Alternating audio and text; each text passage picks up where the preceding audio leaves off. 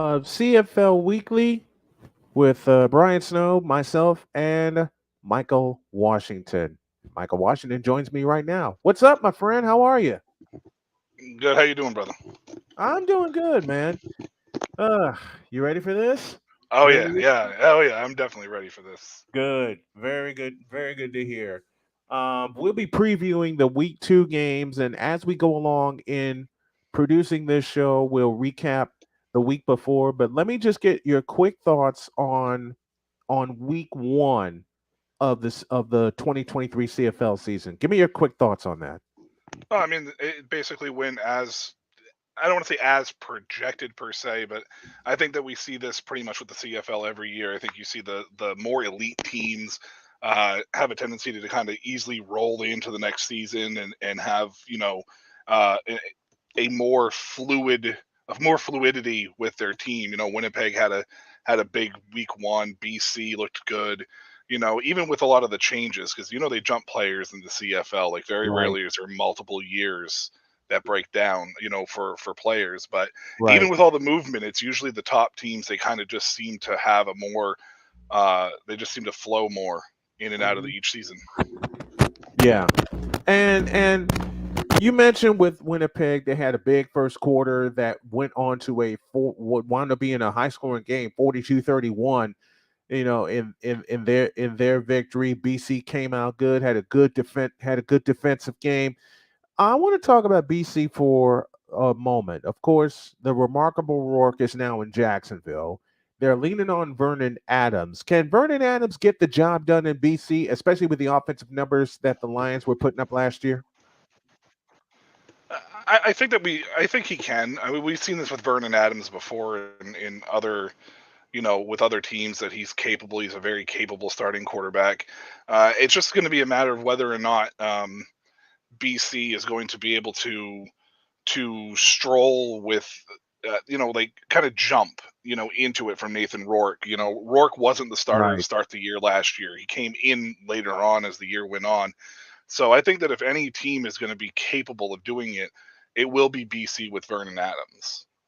I think so. I think so too. It's going to take him a while. Is going to it's going to take him a while to get them started. And we already have our first question, courtesy of the Hawk TV, who joins us from the DC metro area. Do you think Kyle Rudolph will be able to get back into the CFL following the not guilty verdict he recently received? That's a good question, Mike. What do you think? Thank you for that question, Hog. I'm assuming when you say Kyle Rudolph, I'm assuming you mean Travis Rudolph, the Travis former Rudolph. Florida State Travis. yeah, the former Florida Yeah, State wide Travis receiver. Rudolph. Um, he's only 27, but the problem is he's been out of football for X period of time. It's hard Yeah. because you would think with the not guilty aspect that he would be able to hopefully latch on somewhere, only being 27.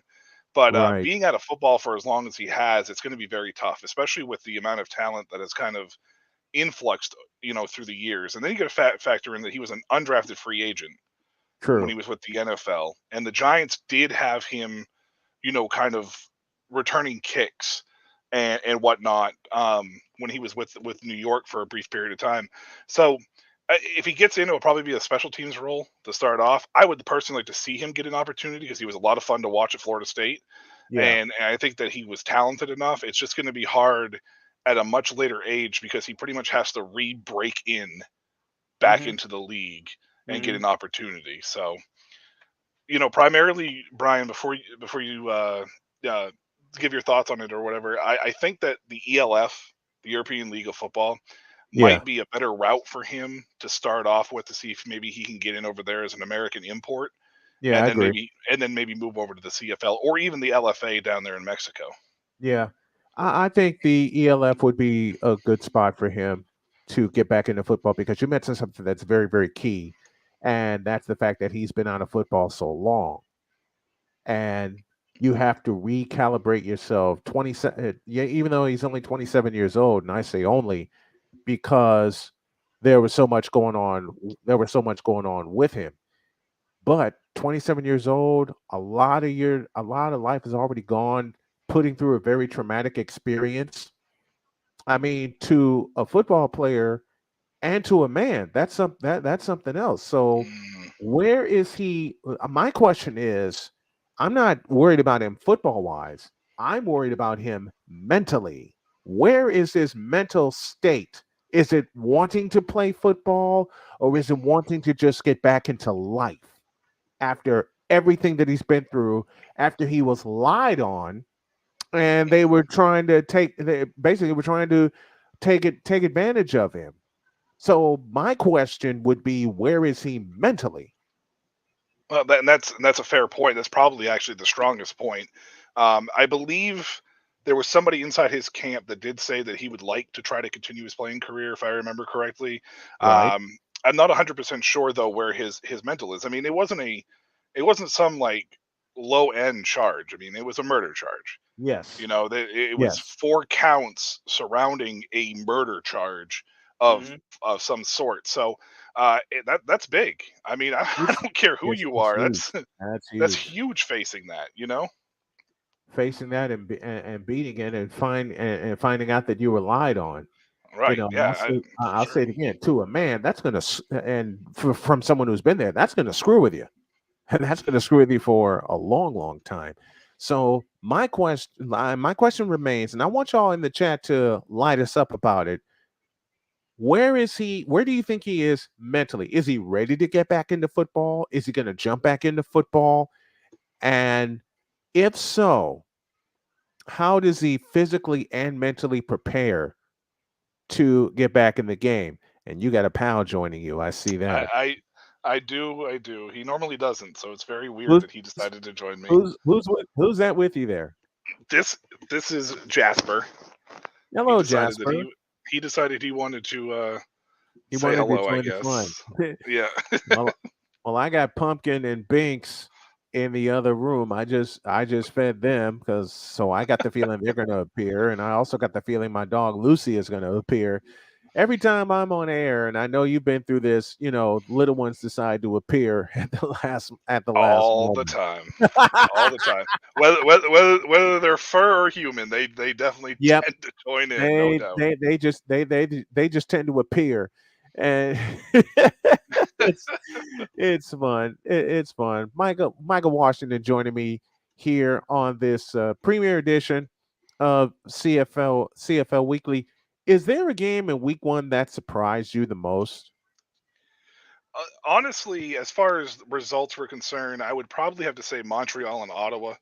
Yeah, Um, Calgary's offensive dud that they put up in Week One against BC was pretty surprising too. But Ottawa had I felt a really good offseason, and I felt that yeah, Ottawa had a chance to come out and kind of make a statement, even though they were playing Montreal. But I didn't expect that from Montreal's defense.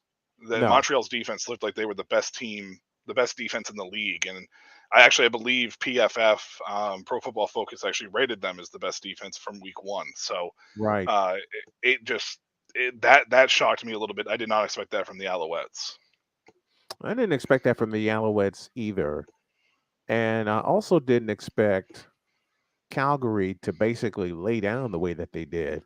And they've had so much turnover. You would think a meeting between BC and Calgary would be A, more high scoring, and B, there would be a little bit more fight with the Stampeders. And frankly, I just didn't see it. No, it baffled me with Mayer because Mayer played so well down the stretch last year, and Right. they felt comfortable moving on from Bo Levi Mitchell and Hmm. letting him take the reins. They didn't even put up 20 points against the BC team. That there was opportunities there. Yeah, they were. It's not like Calgary didn't have the opportunities to put something together against BC in Week One. It's just they just didn't do it. They didn't Yeah. execute in Week One, and I'm sure Mayer understands that. But Yeah. I don't know, man. It's going to be a long season for Calgary Stampeder fans such as myself if it keeps up. So Yeah. that's for sure. If it keeps like that, it is going to be it's going to be a very long season. All right. Let's get to our week two previews. And we'll start with this. And we'll start with let me get the right one up there. This one tonight. Calgary and Ottawa, 7:30 kickoff. Want to be sure that I got the right graphic up there for you guys. But This is the one that starts off week 2. It's Calgary and Ottawa. It will take place at TD Place in Ottawa. It's a 7:30 kickoff tonight. And you mentioned Ottawa's defense being the best defense in the league or looking like the best defense in the league, and Calgary laying an egg at home against BC. Let's start with your Stampeders. How do they bounce back from what they did in week 1 and and carry it into week 2 on the road? Well, it was actually Montreal that I said that about the defense. That's right. They You said they Montreal. played. That's fine. They played Ottawa week 1, so I'll give you a Right, pass on that. right, That's fine. right. Um, I'm sorry. this actually this It's been a long, busy day, and I oh apologize for that. you're fine, man. It's easy to get confused sometimes with this. Yes, it Uh, is. no, Ottawa and Calgary. This is going to be a battle of struggling offenses. So there's a chance here for one of these teams to kind of rebound. I think Calgary's defense is just a little bit stronger than Mhm. Ottawa's. I know that Calgary gave up more points, but I think they played a better offensive team than Ottawa played in week 1. Right. Um, it's going to come down to Jake Mayer and how much he really wants this and how much he really wants to prove that he belongs there. You know, Ottawa went through a transition phase themselves, and they. I don't want to say that this is an important game because the CFL season is kind of unnecessarily long to a degree, Yeah. but Yeah. I feel like this is still a very important game for both these teams to kind of get out of the gate on a good Mhm. foot because you don't want to start having doubts coming out of week 2 because it could fester. So, Absolutely. I mean, if Mayer gets on track, I think Calgary's going to spoil the Ottawa's home opener. Personally, Well, we will see. We will see how that goes. That's a 7:30 kickoff tonight. And now we go to this one. On Friday, the Winnipeg Blue Bombers, who bombed Hamilton, take on the Saskatchewan Roughriders. Is this going to be a long year in Saskatchewan, or do they use this as a bounce back game because they are playing the defending West champions? They are at Mosaic Stadium, and this could be a get right game for Saskatchewan, but you're facing the Winnipeg Blue Bombers.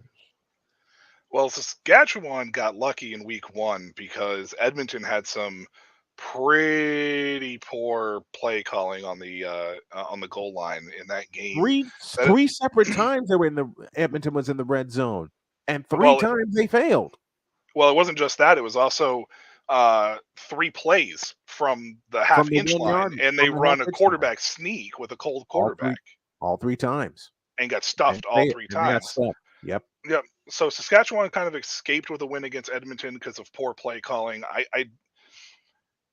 I think it's going to be a long season for Saskatchewan if that's how they're going to play is to hopefully get lucky Right. because neither one of Saskatchewan or Edmonton looked that great. You know, No. whether regardless of whatever it may have been, and they have a brand new quarterback too in Saskatchewan, and you would have expected more. He was missing passes all over the place, and he really struggled with a connection. And I don't know if that's just because he's with a new team or whatever it may be.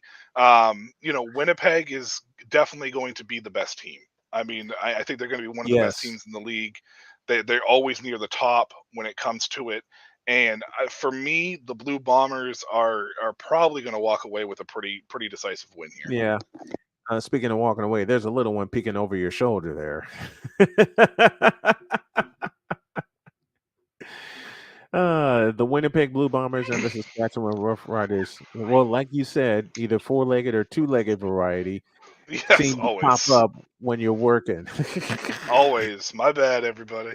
It is Always, okay. Look, this is our premiere. This is our premiere episode. This is where we find out what the kinks are and we work them all out. for sure, for sure.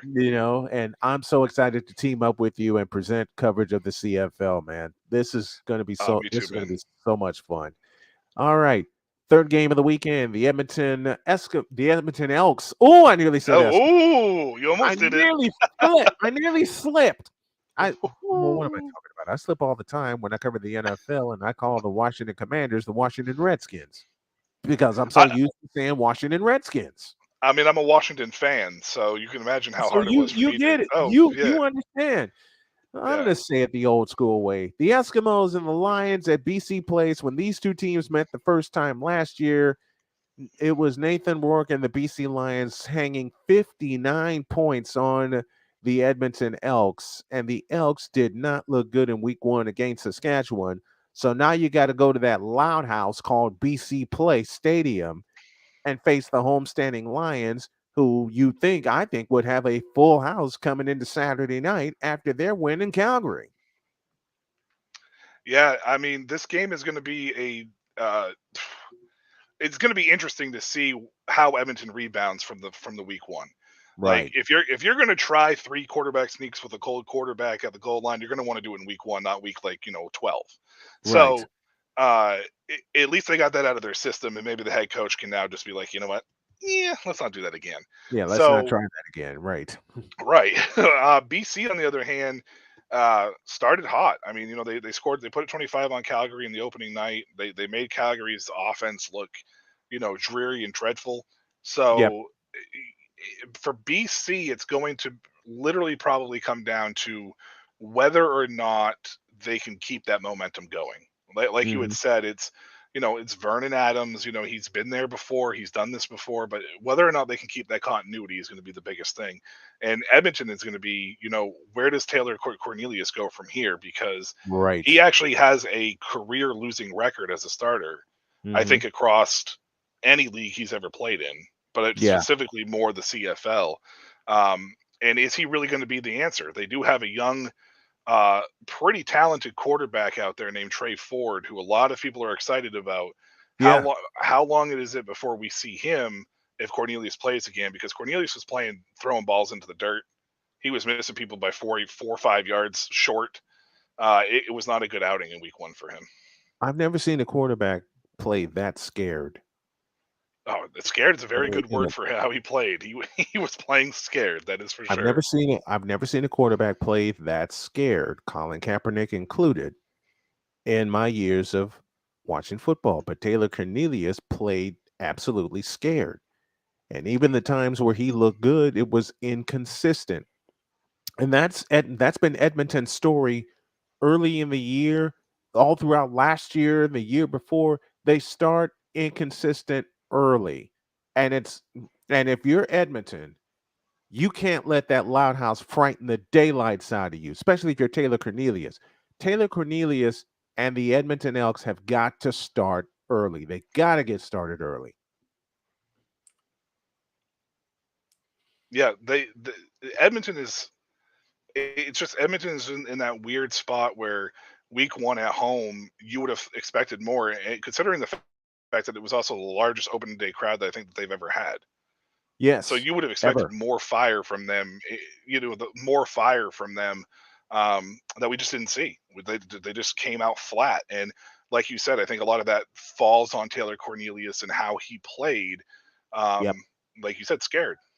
It's a great word to play to He describe how he played. played. If you look at it, he played scared. Like you said, he was missing receivers. He was either overthrowing them, he was underthrowing them, he was putting balls in the dirt that he shouldn't have. There were times he could have stepped up and ran for Mm, a few yards to get his team closer. It's the decision, and it's going to mess with you. It's the decision making that has stunted the growth of Taylor Cornelius. Meanwhile, BC with Vernon Adams, they get a home game against Edmonton, and you would think the BC Lions, the homestanding team who lost to Winnipeg in the West Final, they're trying to get back to the West Final and win the darn thing. And you would think that you would like to believe that they're licking their chops facing a mentally wounded Edmonton team. yeah, and they just need to figure out their quarterback situation. I think I was talking to Sam not too long ago when we were discussing Edmonton and who we felt was going to be the starter there. And Right. he mentioned Trey Ford. And Trey Hmm. Ford to me was a guy that I feel like should have probably been the starter from the jump because Right. you know what you have with Taylor Cornelius. I think Hmm. Cornelius is a better backup that comes in and spot starts than he is a starter throughout the course of the year. It's Yeah. some quarterbacks just don't have that same mentality to be a starter across the board no matter what. They're better off suited preparing as a backup and then coming in. Yeah. And And that's where I feel like Cornelius is.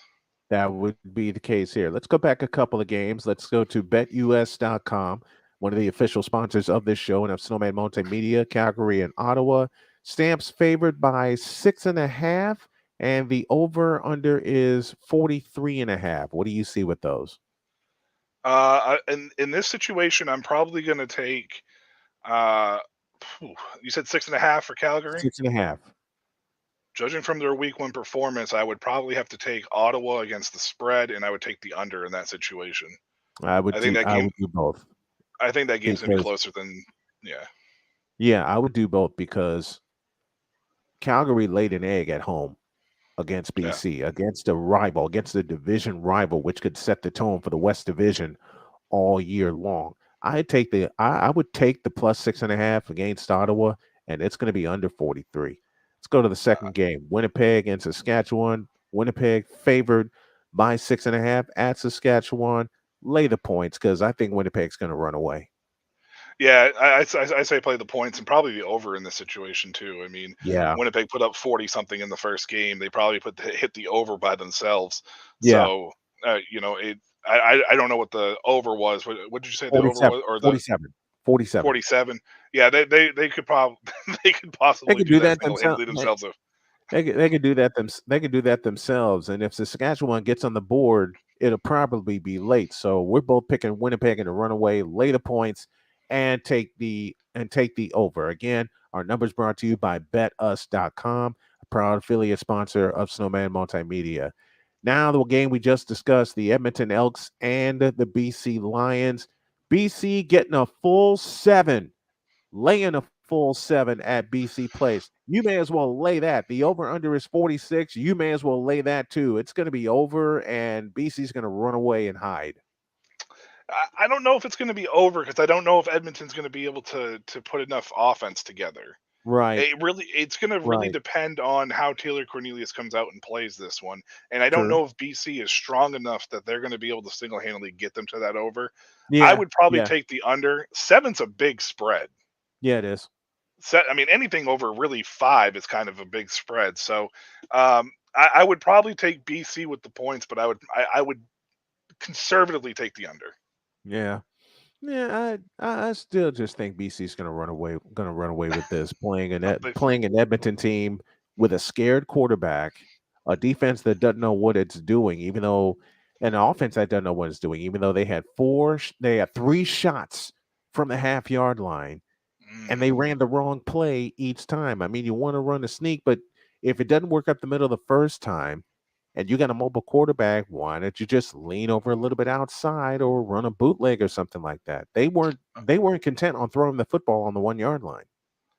They did try running a little like quarterback sweep sneak and Yeah. ran directly into the edge They because ran into a wall. They they ran weren't into a paying attention. wall. Yeah, yeah. I feel like the CFL you have three downs. It's not like it's four, so Yes. you can't just like be like we're gonna run halfback dive three times and hope Right. it works because you get the Right. turnover on downs. There should have been something there, and when you brought Loxley in, you're pretty much alerting the defense we're not Yep. throwing the ball. There's no Right. threat there to throw the None. ball, so you None whatsoever. immediately take a probably a good 75% of your playbook out of the Yep. situation. And the CFL end zones are huge. I Yes. mean, it's not 20 like the yards. NFL where it's 10 yards. You have It's double that amount in the CFL yeah, that you you can got pretty much 20 run yards any of end. play. Yep, you got Yeah, 20 yards of end zone in the CFL. You got yeah, 20 yards of end zone to mess with. yeah. They didn't mess with it. And that's the biggest reason why they lost.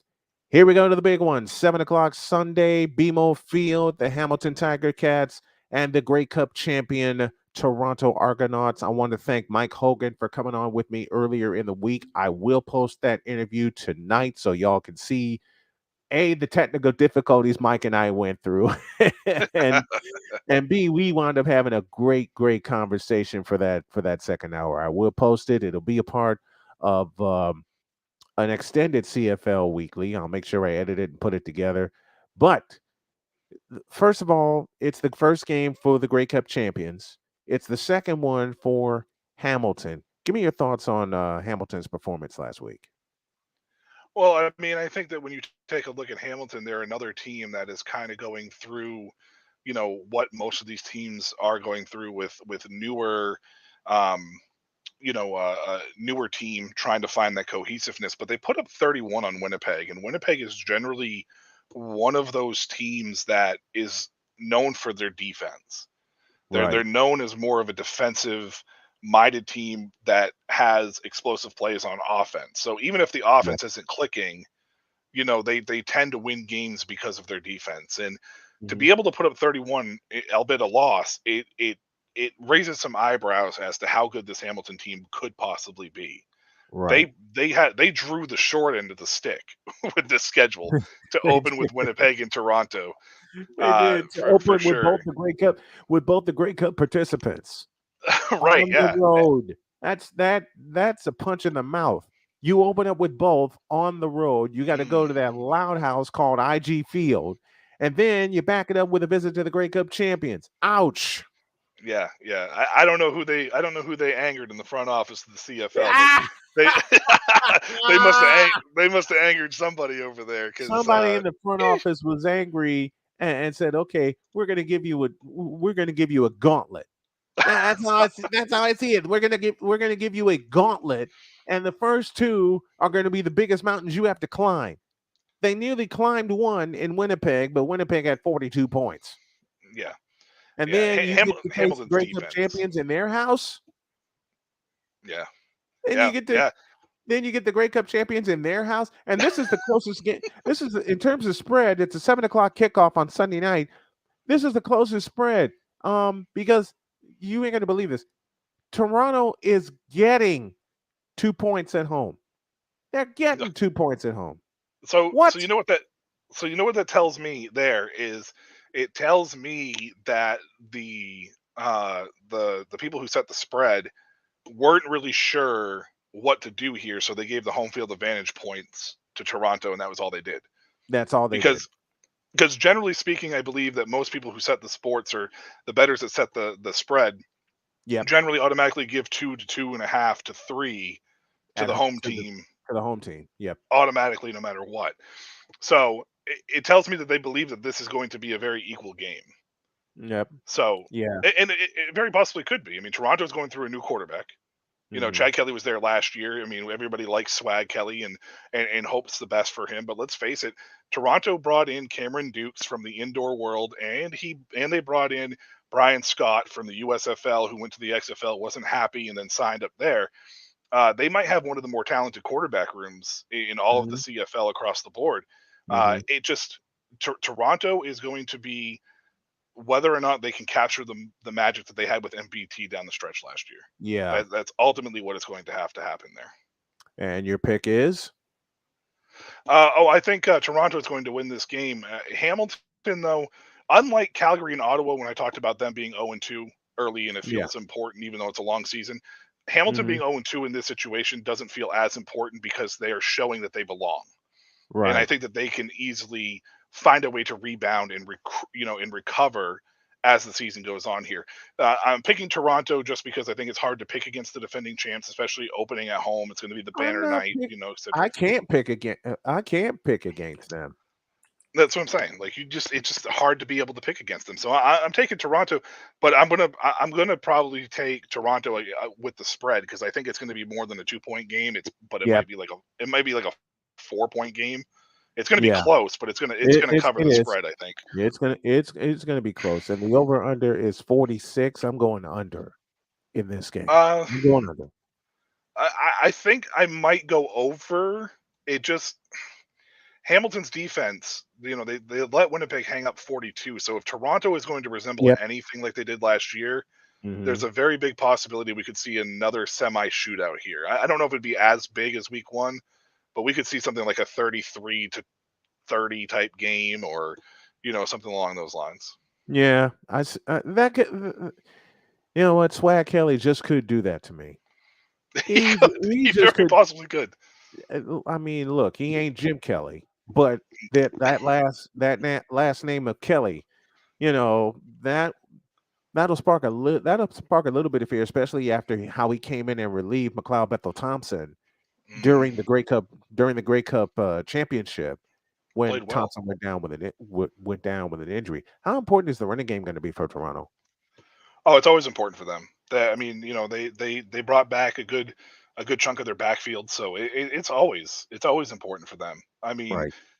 anytime Toronto succeeded last year, or anytime that they struggled, I should say, it came at the helm of the running game, and running back suffering. Hmm. They had injuries with Andrew Harris last year and AJ Alouette out, and they struggled for that chunk of period when they had that RB3, RB4 in there. They won a Right. few games because of that defense was pretty stout, but overall, that running game kind of is what fuels that team. Yeah. And Hamilton's defense, I just don't know if a slow grinding offense like Toronto could possibly put up Hmm. is going to be able to recover in the second half of this game, and that's the reason why I think during the later half of this game, you could kind of see those offensive fireworks. If anybody has a must-win game on their schedule this week, who is it? It's either Calgary or Ottawa, and they play each other. I mean, Right. it just again, it's hard because it's such a long season, but Calgary opening up at home and putting up that poor performance, and Horrible. then Ottawa just not really rebounding the way that they should have, Right. or played against Montreal last week, is going to be uh, interesting. The thing with Ottawa though is Jeremiah Masoli should eventually, possibly, maybe somewhere at some point in time, whether it's in a few days, a few weeks, maybe a few months, should be coming back, I imagine, to play football. But Um, I worry about Masoli. Me I don't too. know if he's going Me to be too. ready to go or not at all. No, I'm just worried he's going to get hurt again. I Yeah, mean, it's the because every story of time his it seems like career. it seems like he's on a roll. Bam, he gets Yep, hurt. yep. And it'll be a Uh, different injury. It'll be an injury you've never even heard of. It'll be like right. an inner gluteus maximus strain that affects his elbow. I don't know. You'll never And know you're with him. wondering how the hell is that affecting his elbow? What did he? Right. What did he land? Who did he land on? Okay, that's my question. Like, who the hell did he land on that he shouldn't have landed on? Yeah. Am I That's just the am story I of Masoli's wrong? life. No, it's the story of Masoli's life. It's his I entire mean, career right there. how could a quarterback who was relatively healthy at the University of Oregon have so many injury problems? It's not even funny. Mm, so many. I'm and, And it's too and bad too they because he's seem to get explosive. worse. Oh, And every they year. seem to get worse Every every year. year. Every year. Every year they seem to get worse. Tonight's show is brought to you by betus.com, where the game begins. Log on to betus.com, use the code Snowman, and you'll get a 125% match on your initial deposit. Also, if you want to sponsor the show and sponsor the network, snowmanmultimedia at gmail.com is where you need to go. For Michael Washington, I'm Brian Snow. Thank you for tuning in to this fun opening version of CFL Weekly. We're going to get this all organized for you. We'll see you next week. God bless you, everybody.